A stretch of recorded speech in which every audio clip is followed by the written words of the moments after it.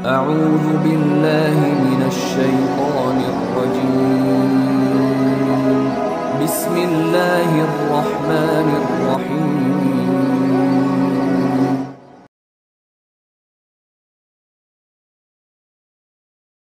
Vous savez que le Hajj, c'est une adoration particulière. Tout d'abord, ça vous apprend l'endurance. Ça vous apprend le vivre ensemble. Et encore, ça vous montre que l'homme est un être, sans les autres, il n'est rien. Et ça vous rappelle encore, ça vous rappelle le jour dernier, où lorsque le pèlerin se voit en blanc, cela va lui rappeler, le jour ils vont l'enrober dans le linceul, lui seul, dans son linceul blanc, il se rappelle de ce jour-là. Donc cela renforce, ça augmente son degré de spiritualité. Et lorsqu'on te dit de tout faire pour accomplir, pour que ton hajj soit un hajj mabrour, tu te contrôles au point où même tu n'arrives même pas à insulter quelqu'un, ou bien tu prends la personne, c'est ton frère, ou bien si même c'est lui qui t'offense, toi tu le pardonnes automatiquement. Et c'est comme ça aussi le partage. Vous voyez, lorsque vous êtes ensemble, celui-là il achète, il partage, l'autre achète, partage, tout cela ça vous rappelle, ça fortifie ces liens de fraternité. Et lorsque vous êtes aussi au lieu de Arafat, vous voyez que uniquement que du blanc. Et ça regroupe tous les pèlerins du monde entier. Là, en même temps, cela vous dit que la Ummah, la communauté musulmane, n'est qu'une seule communauté.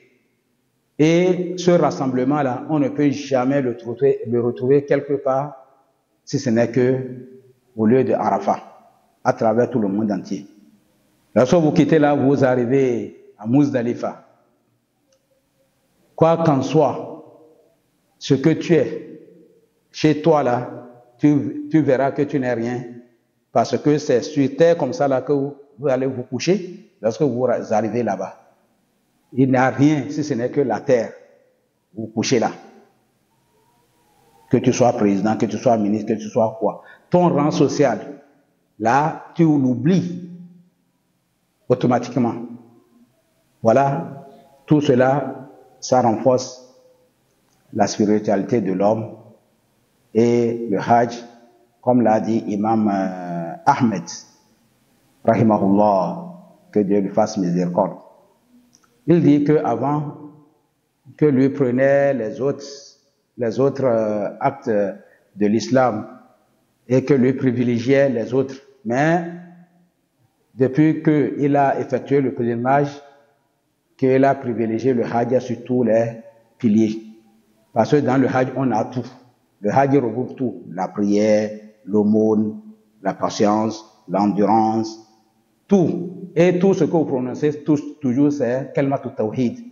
Au niveau de Tawaf, La ilaha illallah wahdahu la sharika lahu, lahul mulku wa lahul hamdu wa la kulli shay'in qadir. Au niveau de Sa'i aussi, le va-et-vient, c'est La ilaha illallah wahdahu la sharika lahu, lahul mulku wa lahul hamdu wa la kulli shay'in qadir. Le jour de Arafat aussi, le zikr qui dépasse tous les zikrs, c'est La ilaha illallah wahdahu la sharika lahu, lahul mulku wa lahul hamdu wa la kulli shay'in qadir, comme le prophète l'a dit sallallahu alayhi wa sallam. Donc voilà, tout cela, ça fortifie notre croyance et notre spiritualité aussi, ça l'élève.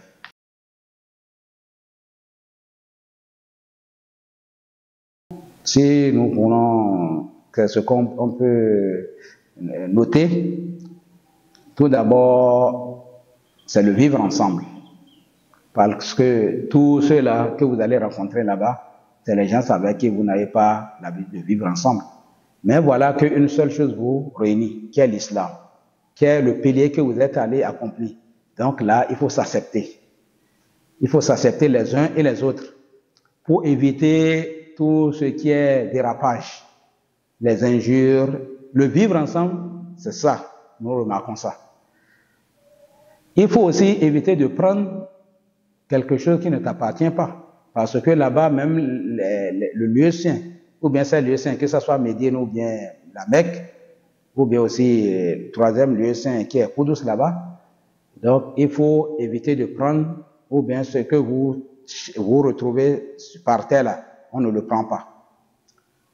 Donc, cela, si ce n'est que vous prenez pour montrer aux gens, pour pouvoir chercher la personne. Sinon, on ne ramasse pas quelque chose là-bas, dire, ah, j'ai ramassé. Non.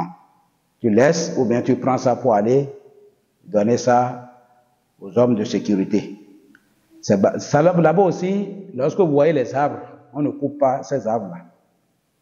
Là où il y a le haram et toutes ces limites-là, on ne coupe pas les arbres, les branches, ou bien en guise de se faire cuire avec. Si vous le faites, vous avez péché, vous avez commis une erreur où il faut immoler.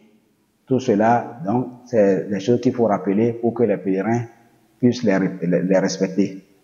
Donc, il faut aussi prendre soin de sa santé.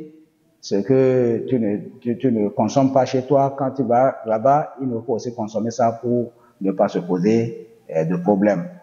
Et quand on a une maladie, il faut vite soigner ça. Il faut vite signaler. Même parmi les préparatifs, vous avez les tests médicaux qui se font. Si vous souffrez d'une maladie, il faut garder ces comprimés, ces médicaments.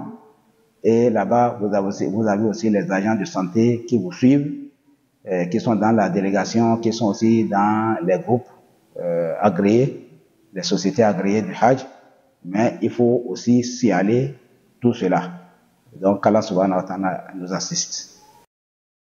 أعوذ بالله من الشيطان الرجيم بسم الله الرحمن الرحيم